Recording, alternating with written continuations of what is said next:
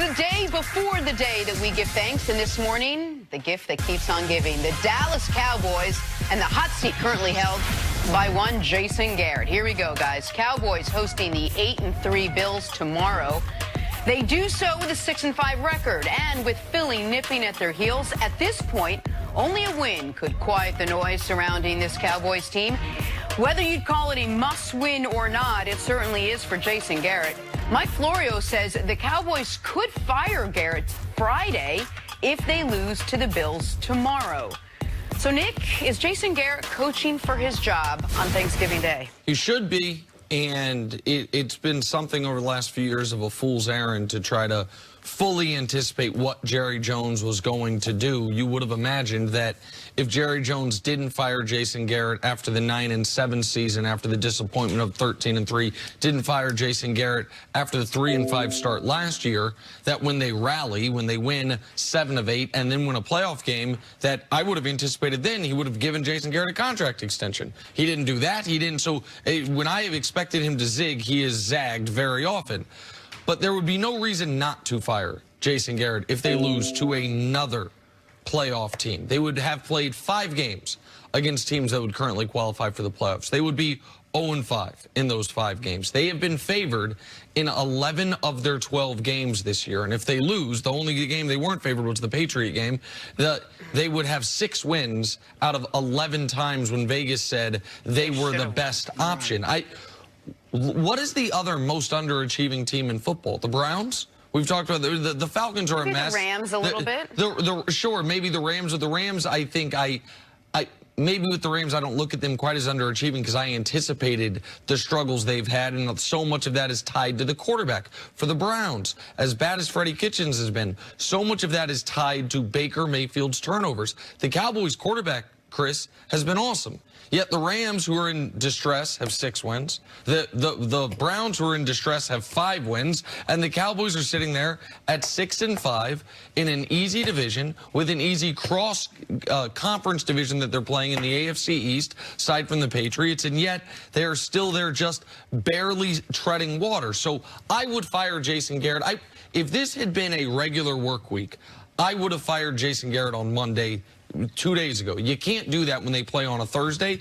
If they lose as touchdown favorites at home on Thanksgiving to Josh Allen and the Buffalo Bills, even though the Bills are a good team this year, to me, that would be the final straw. But Jerry seems to have different math on what that straw is going to be. Because of so many of the things you said, in addition to that being his relationship with Jerry Jones. We know he loves Jason Garrett, and he's been so patient with him, as you alluded to, over the last 10 years. I have been in the camp that there's no way he'll make a change during the season. But now the evidence is mounting that he will. Because, number one, his criticism, which he doubled down on yesterday, Jerry Jones's criticism of Jason Garrett, that's the first time ever he's come out publicly and been so critical of Garrett during his coaching tenure. We know Troy Aikman was critical on the national broadcast. Aikman, of course, a Cowboys hero. And not that I put too much into what Dez Bryant tweets and says, but yesterday, Dez Bryant tweeted that Jason Garrett needs to do a better job of relating to the black players on the team. Now, what I'm going to say about that is my guess. I don't know for sure, but I guess I'm assuming Dez Bryant is in touch with players in that locker room. Of course. So that's not just coming out of thin air. I think there's something. He said he's not racist. He's not accusing him of that. He just can't relate to those players. So all of these things come together. Then you mentioned Buffalo.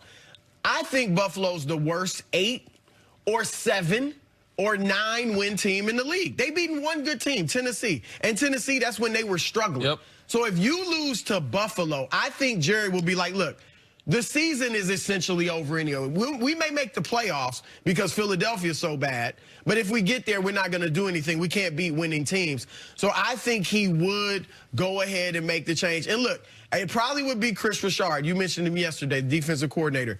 Richard is fiery, and he's known as a great competitor. That is like the opposite of Jason Garrett. And usually that's what you want when you bring in an interim or you bring in a new coach, somebody that's the direct opposite of what was failing. So I actually think you might be able to feel like, okay, Richard's going to fire these guys up, get them going, and let's And see guys if we can tend make to a play run. hard for an interim coach. Not the Cowboys aren't playing hard, if for no other reason than they know if the interim coach were to somehow get the head coaching job, most of the players stay in place. You bring in a brand new head coach, there's going to be much more roster turnover. Do you think this would be a different conversation if it wasn't Chris Richard, if it was someone who was more of a viable candidate to be a head coach next year? Would we be having a different conversation? Or is some of the hesitation on whether you move Jason Garrett midseason because there isn't a viable guy that's going to step in and perhaps be a difference maker? They do have Rod Marinelli there, who's been an NFL head coach, even though he was an unsuccessful NFL head coach. I think it is less about who the interim would be and more about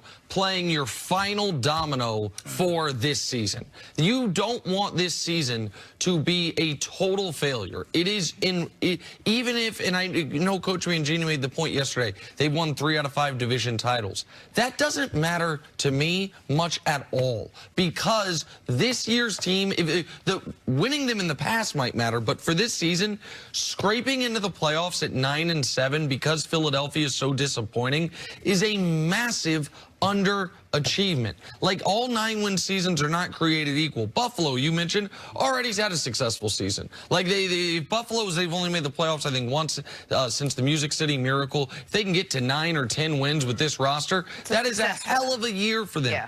For the Cowboys, when Dak is playing better than I ever thought he could, when you had the momentum from the end of last season, said, oh, once Amari got here, look how good we are, to be a team that does not have a single quality win on their resume, that to me is a massive underachievement. And if coaching matters in this league, what else can we blame it on? Like, the defense has not been top 5. Stephen Jones, they have acquired quality talent, and they paid, maybe overpaid, to keep some of that talent for this season. And you said it's about the expectation. All the money he spent in the offseason, Ezekiel Elliott, Lyle Collins, and Jalen Smith. Yes. And Jerry Jones came into this expecting to compete for and maybe win a Super Bowl. Yes. That was the expectation. Not to just make the playoffs. And look, and Richard, he is viewed as a future head coach. The interesting thing would be if you bring in Chris Richard. Now, if he does just a fabulous job, I mean, maybe he's your guy. But I also think they got eyes on Lincoln Riley and others. And what if Richard gets them to the conference championship? Are you kind of in a tough situation where do you keep him?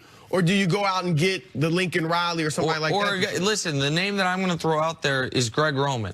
I think what you see, Dak is not Lamar by any stretch, but Dak is an effective runner and a particularly effective red zone runner, and that is something they have not been able to unlock the way they should be able to.